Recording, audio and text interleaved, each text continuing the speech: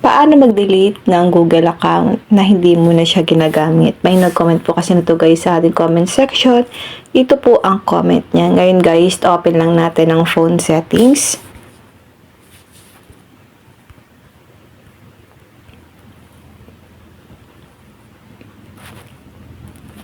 Scroll down, click Google.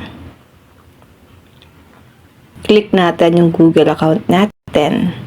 At dito lalabas dito guys yung mga Google account na nakasave sa ating cellphone.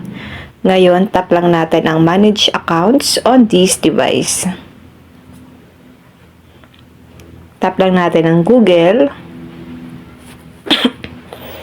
At dito lalabas ulit yung mga Google account na nakasave sa ating phone.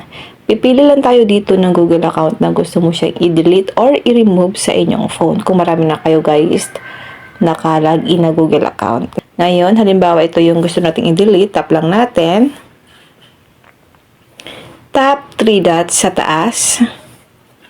Tap remove account. Remove account. Removing this account will delete all of its messages, contacts, and other data from the phone. So, itap mo lang dito guys ang remove. So, ayan guys, makikita nyo po na na-delete na yung isa kong Google account. Ganun lang po guys kadali kung paano mag-delete or mag-remove ng Google account sa ating mga cellphone kung marami na pong Google account na nakasave at hindi mo naman na siya ginagamit.